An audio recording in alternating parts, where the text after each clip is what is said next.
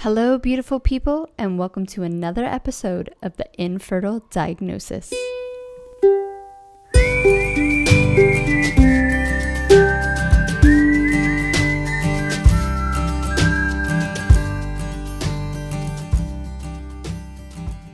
I'm your host, Monica Cox, along with Sarah Clark, and we're here to support, inspire, and educate those who are all consumed with the label of infertility. We totally know how you're feeling. Both Sarah and I were diagnosed with a form of infertility before we hit our 30s. We let the fertility experts dictate our past and ignored what our bodies were trying to tell us for far too long. So here we are, helping you take control of your infertile diagnosis.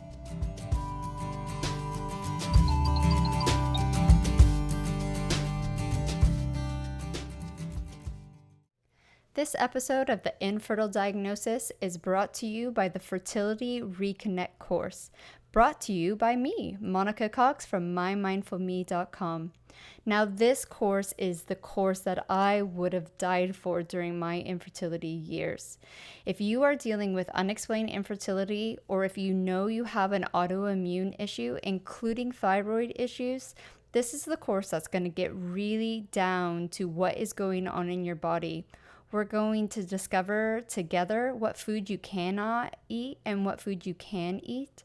We're going to work on our mental health, and we're going to work together to build new, long-lasting, healthy routines and habits. So head over to the website, mymindfulme.com, pre-register and get on the list to be one of the first in line. There's only 25 seats available on this course. We're going to have registration on December 1st for 2 weeks, and then the course actually starts on January 4th.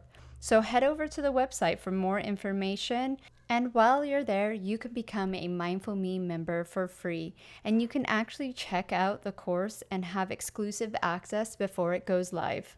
So once again, head over to mymindfulme.com and check out the Fertility Reconnect course.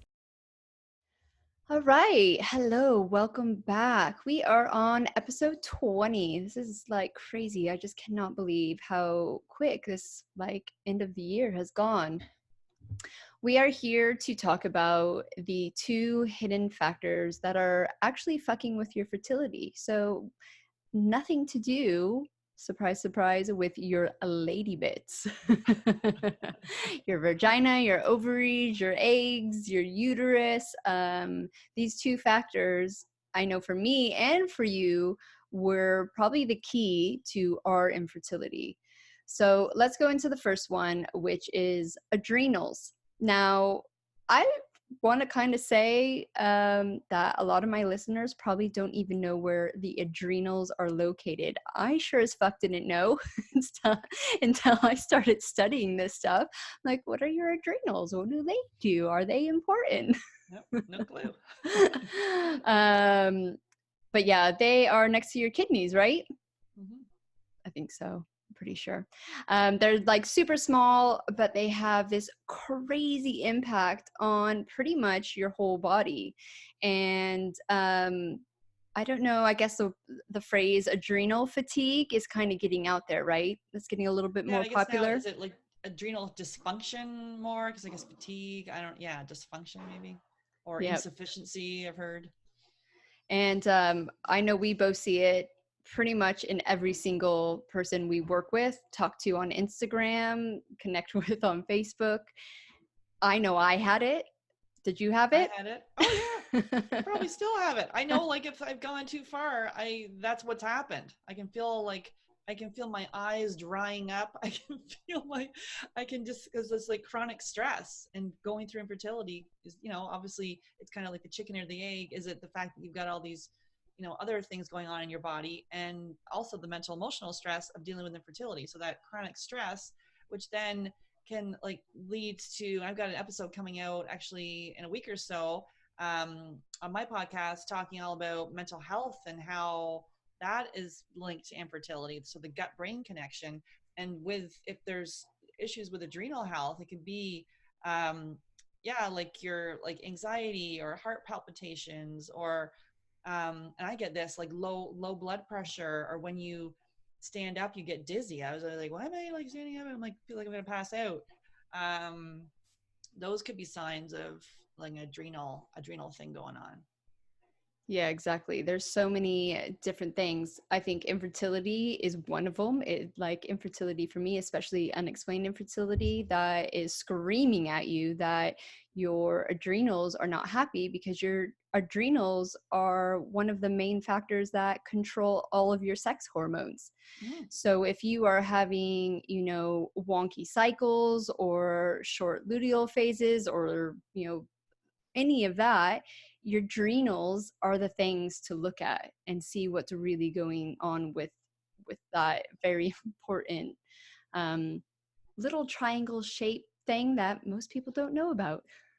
Yeah, that's why like even looking at mindfulness, so working on your mindset, that can help with it. Obviously there's other stressors on the body, but the mental emotional side of it is massive. And in also if you have like sugar cravings like I did, like crazy.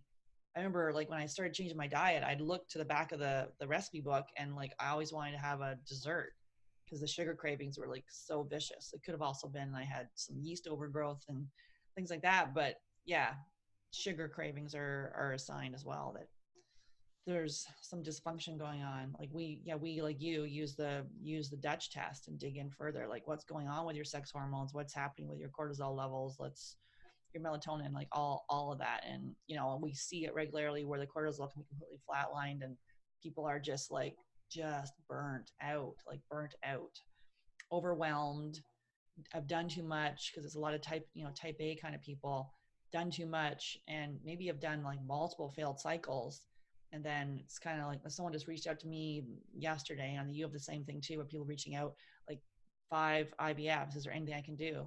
Yeah, like let's put a pause. And it's not a pause that you're doing nothing. It's taking the time to say what's going on in here.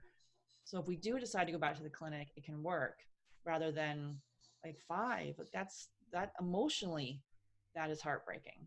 Yeah, yeah, exactly. And I think that's where the mindfulness comes in. The mindfulness doesn't magically get you pregnant. What the mindfulness is doing is helping your body deal with the stress because it's always going to happen. It doesn't magically go away. Whether or not you're dealing with infertility, you're always going to have that stress.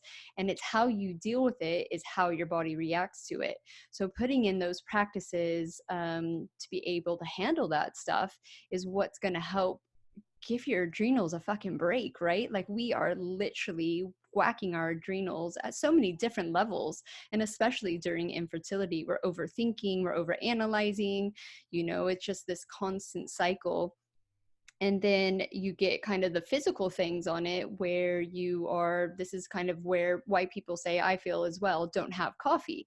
What does coffee have in it? Caffeine. What does caffeine do to you? It overstimulates you. So there you go. Like your adrenals get whacked. What else does society say to do? Oh, exercise. So most of the people are over exercising because they need to lose weight. That's what's supposed to make me healthy. All you're doing when you're over exercising is whacking the shit out of your adrenals. And if you're having adrenal fatigue, you're not helping. That exercise is actually doing more damage to your body than helping you out. Yeah, like training for the marathon and is not thing to do right now. And if you're like saying I cannot cut back on exercise, you are fucking kidding. That's how I de-stress. That's where to dig into that resistance, because if that could be the thing that actually helps you get pregnant, the fact that you're maybe running 30K a week, like why? And I spoke to someone like a while ago. She had like celiac disease, plus she was a long distance runner. And she's like, I cannot give that running up. That is how I relieve my stress. Well, I'm like, that might be why, your body, even though she's getting that runner's high, then because really it should be how do you feel the next day. And if there's Mm-hmm. any point in the day where you're feeling burnt out or exhausted, it's not to like push through. It's like, wait a minute, that's a sign that the body's trying to tell you something. And to keep pushing.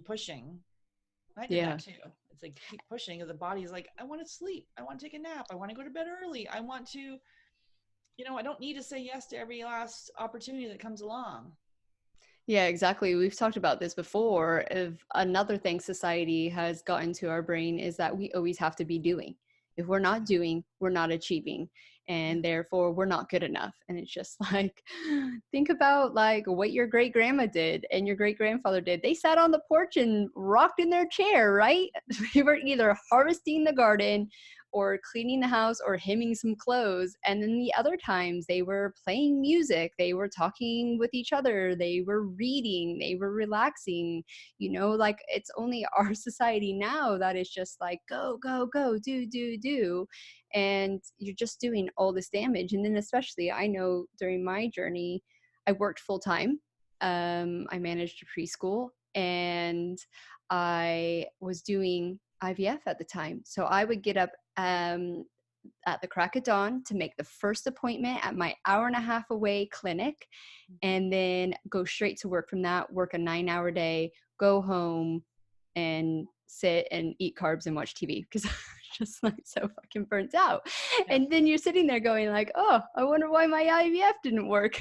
Just like, No, I did exactly the same thing. It was like, yep, working, rushing to the clinic, being secretive, not wanting to tell anyone, doing that same. It was like an over an hour-and-a-half commute to the clinic and back, and being worried I was going to miss work and all that stuff. And this, yeah, and I even a little while ago, I felt like my adrenals were like completely burnt out. I was out, and I'm like, why do I feel like everybody's in such a rush? Like everyone's, even the way my husband was driving, like everything felt like so like it was on like overdrive for me. And I'm like, oh wait, like I've done too much. I need to like pull it back, because I should be able to go out here and not be feeling like everything's in a craziness. So I kind of had that, and I'll get that way with coffee too, where the coffee just amps me up too much. And so yeah, for, I guess, to see if you are sensitive to that sort of stuff, to see how it feels to take it out is a good step. Not all at once if you're drinking lots of coffee. You want to do the protocol to reduce it gradually. yeah. And it's funny because the adrenals isn't something you can just fix. Like, nothing in the body is really, right? Like, if you keep doing that damage, it's just gonna come back. So even though you can kind of get yourself to a healthy state, if you revert back to your old ways, which, like, it's easy to do, yeah, your body starts telling you again. And now I know the signs. Like, before, I didn't know. I thought all this was normal, or maybe I didn't even feel it. Maybe I just thought, I didn't even maybe think that was wrong or that was bad, because I just felt that way pretty much since I was 18 years old. Like, it was normal for me to have super dry skin and get these anxiety attacks and have like I had it. Well, they never diagnosed it properly, but it was like signs of an ulcer. And now I look back, I'm like, how the fuck does an 18-year-old have signs of an ulcer? And I mean, this is like crippling. And I actually got it for the first time in like a year the other day, because I just had way too much on my plate for the last like month. And I woke up with it, and I went drinking for a weekend with some old friends, and I haven't done that in a few years. And my body just instantly went, what the fuck are you doing? You cannot do this anymore. No, thank you. And I just like, and I mean, it was good because I didn't want to be doing it anymore. Like, it's taking me like a very long time. My infertility journey was 9 years, and now I'm like 2 years out of it. These, for anyone going through these hard changes and making diet and lifestyle changes, don't beat yourself up that you're not perfect, that you haven't conquered this, because it is always an evolving thing. And I think you eventually get to a point, whether it takes you a decade or a year, depending on like who you are, what type of person you are. That's all right. It's okay to just fuck up and then look at yourself and go, right, I don't want that in my life anymore. I'm ready to move on. I'm ready to, okay, really conquer, whatever is going on. And now I know I have to live a certain way to be healthy and function. I get so fucking annoyed when you see like that girl smoking crack who can get pregnant. Like, right? It is frustrating to watch other people live normal lives and, I guess, supposed to be healthy. You don't know what they're going through. You don't know, if they're having issues at home that they're not talking about. So if they're smoking crack, they probably do. There's probably something going on that they're trying to run away from. Can't be good. But yeah, True like that. that's a common kind of trigger in the, in the infertility community. Like, why does the person down the street, the person that's struggling with mental health they're on this, whatever they are, they're homeless and they're able to have a baby, and why can't I, when I'm doing all this organic eating and all this supposedly healthy things? And it's like we all have, we don't know. For them it's not infertility, it could be cancer, diabetes, heart disease. We don't know what's led them, what's going to be for them, but for us it's infertility. Yeah, exactly. And it can happen. I actually talked to a woman who has 4 kids and wanted a fifth, and she couldn't get pregnant. She had 2 miscarriages, and she's been trying for quite a few years now. She's my age. And I was like, when did you have your first child? She's like, 18. I was like, Hmm. well, there you go. Like, over the years, you have just whacked and whacked and whacked your symptom. And that's how well, can be one of the ways secondary infertility happens is, I always kind of try to describe it as your fertility links were there. And what's ever been happening between you getting pregnant to now, they've been sliced. So we just need to figure out how to reconnect those and, achieve your next pregnancy. Yeah, and it's like that tolerance. Like, you could have been fine with all these things for a while. You could have been fine with the stress, the diet, the all the environmental toxins, until one day it's the tipping point, and then you're not. Yeah. And then so then to be able to, and yeah, for you and I definitely had our tipping point where it's like, Early you in know, life. And I always yeah. wonder how early, like, this is so fucked up, and I'm really hoping my mom's not listening. But like, I didn't really practice safe sex when I was with my high school boyfriend, and I never got pregnant. And now I kind of wonder, like, was my fertility fucked then? Like, now I'm secretly going, thank God, Yeah. because I'm Oh like, wow. if I would have got pregnant back then, that like my whole life would have been completely different. But yeah, like I wonder when, like especially with the signs of the ulcer, like did I already do that damage? Was my links already completely gone at 18 years old? Hmm. And then yeah, I didn't start trying for kids until about a decade later, so it totally makes sense now. And even when you work with clients, and I'm sure you experience this as well, we're like, okay, what's happened in the past? Let's not Yeah. talk about now. Let's talk about the last like 5, 10, 15 years of your life. And then when you link together, when you give them a picture of how fucking stressed out they were 3 years ago, you go, that's your tipping point. That's where Yeah, we're going to when you were focus. in, you were in university or college, when you were going through that divorce, when you're going through, like, there was a death of a parent, whenever you moved across the country, you had some stressful event. Because I usually ask, yeah, same as you, like, what happened? What happened here when you got your autoimmune disease diagnosis? Oh, all this other stuff was going on. It's not normally, oh, everything was fine. There's usually Mhm. something else that's happened at the same time. And same Yeah. with yeah, like with infertility, to be able to see, to trace it back and to see what's happened along the way. And I would say for most of us, our generation, and even especially the ones younger than us, the adrenal fatigue probably started in kindergarten when you had to fucking write your name and like, like do All this cursive. And you're like, pressure. you're 5 years old. Like, what is this stress? Why are we putting the stress on these kids? I live in Hawaii, as most as you know, and it's insane what some of the private schools, what the kids Mm. have to do. And so in the preschools, they have these like funnels, so they have these preschools that they have to prep the kid to pass a test to even get into the school. And I'm just sitting there going like, adrenal fatigue. Like that's all I can think of. No, the pressure to like produce, to be like a good little student, and once I get my grades, then I'll be worthy, and like the whole school system. A lot of other industries are being completely disrupted by the internet, and like to me, the school system, their teachers here in Canada are holding on, but I'm like, it needs a complete revamping, because the way it is, it just doesn't even make sense. And you're producing people. Some people obviously don't succeed in it.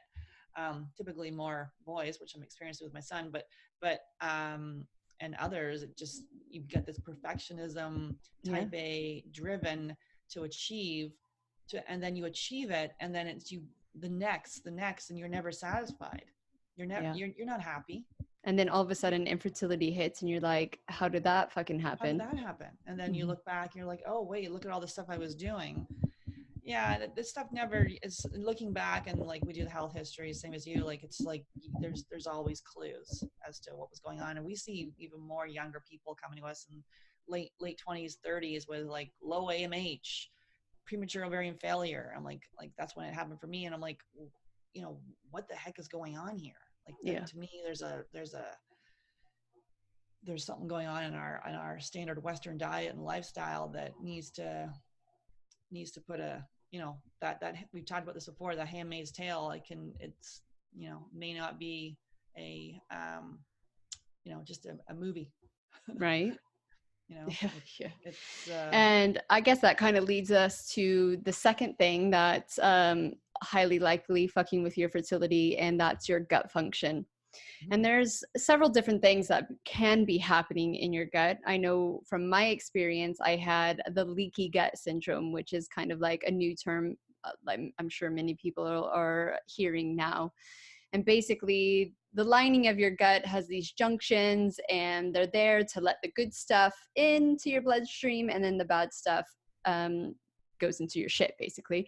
But when you get leaky gut, it's letting all these small particles into your blood system, and then your immune system starts overreacting, and it can present itself in, you know, thyroid issues, any kind of autoimmune disease.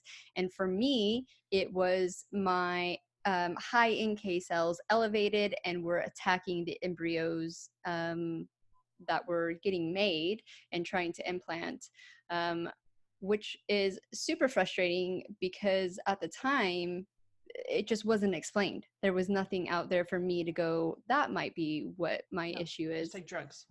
Yeah, yeah, which I did. I took a lot of drugs. Um, but also with your gut, you experience candida. Yeah, so like for me it was, and it was, that's what I thought it was for the, so definitely I had like fungal overgrowth, candida for years. And really when I dug further into the testing, we used we used the GI map testing, and we dug further into that, I actually had H pylori, so that ulcer thing, even though I didn't have any signs of acid reflux or GERD or any of that. It was like asymptomatic, nothing. Had that, so passing back and forth between my husband, which we see that a lot with couples, the H pylori is going back and forth between the couples. So bacteria. And then I also had streptococcus. So I had for years like strep throat, and took like, you know, so many antibiotics for strep throat. I can't even tell you how many. Along with the sign, yeah, I need to add that to my story. I can't keep forgetting that part. Yeah, I literally had strep throat for like years and years and years. Anyways, so took lots of antibiotics for that. So streptococcus was there present, and then also the fungal thing. So with the fungal or candida, we attack that last because it's opportunistic, and you go after it and attack it, and then it goes into hiding, and you'll never get rid of it. So as you start to work on the other gut infections, so yeah, I had fungal overgrowth and those other infections going on, and then using, you know, targeted supplements and being able to address those issues. And we see this regularly with people that we work with. I don't think anyone's come back with like, wow, a clear stool test, you know, everything's good. Yeah. There's, and people get hung up on the candida because there's a lot of anti-candida diets and all sorts of things about candida. So people are going these like super restrictive diets and not eating anything. To me, I would do a stool test first before you try to before you starve out candida, because it's opportunistic and it'll come back. So Yeah. we look at that one last and doing like different protocols. Yeah, exactly. So there's a few different things you have to think of with your gut. I always go with, you know, first find out what foods your gut doesn't like. You know, that is the number one, hands down, best thing you can do for yourself. And if you are dealing with an autoimmune issue, you really have to look into the autoimmune protocol and look at those nightshades, look at the nuts, look at the eggs, you know, all these healthy foods that are healthy for, you know, other people, but just aren't healthy for you. And then obviously you have the known corn, dairy, soy, gluten, wheat, you know, all those. I feel like that's like the first step of really getting there. And then for a leaky gut, it's adding in healing foods. So finding out if you are good on fermented foods, adding the liver, getting onto some bone broth, supporting the gut to reheal. Because your body always wants to reheal, right? That's what it's there for. It's always trying to regenerate itself. That's why you shed skin and lose your hair. And it's the same with your gut. It wants to get back to a normal state, a good state of health. And then, like, if you are dealing with any of those fungal or overgrowth or the bacteria or stuff, you got to know that is an issue for you. Because if you're dealing with unexplained infertility or a diagnosis of any fertility, if you're not dealing with that shit, it's really hard to get pregnant naturally, for one, and heal yourself. And then even if you are doing IVF or an IUI, you're not necessarily maximizing your chances of improving your embryos, or your eggs at least. Yeah, because that's like the gut health. Then we see when we do the Dutch test, we see actually people's cycles start to improve. Their Yeah. luteal phase, will lengthen. Their PMS decreases. The heavy periods, all like cycle changes when you heal the gut start to happen. People get focused on their the basal body temperature and all that kind of stuff, but I'm like, let's look at the gut first. Yeah, do you have a leaky gut? I had that, and I got a food sensitivity test, came back, I was intolerant to all my favorite foods, which was a complete disaster. I'm like, what am I going to eat? So it's not taking all of that out. Then it's like when you work on healing your gut, you can bring those foods back in. So it is only for like that is a snapshot in time. The food sensitivity test to me, it's do the elimination diet, take out those top allergens: dairy, gluten, soy, corn, peanuts, eggs. 10 days, systematically reintroduce. And then, if you've got an autoimmune disease, dig into AIP diet. There's a number of medical studies now talking about the efficacy of the AIP diet with if you have Hashimoto's or irritable bowel disease. So, and you and Monica, you've experienced this firsthand, obviously, with making changes with the AIP diet. So, diet alone is like massive. Yeah. And it could suck. Like, it does suck in the It does beginning. suck. It does. You're like, really? I can't eat my freaking Oreos or whatever the heck you're eating. Um, I always say, but what sucks more, not eating a tomato or not having a kid? That's what yeah, all that I kept saying to myself. I was like, right, what do you want more? You want to eat this way, or do you want to have a kid? And at that time, I didn't know if it was going to work, especially the natural pregnancy. This was not a guaranteed thing. But I psychologically had to tell myself that what was more important, because it is hard. It's hard to travel on that diet. It's hard to stick to it when no one else around you is doing it. But and then now the new why is like, do I want to be 60 with crazy arthritis, or do I want to eat salsa? Like, that's what I have to keep telling myself. Like, I want to be fit and still snowboarding at 60 with my kids on the slope.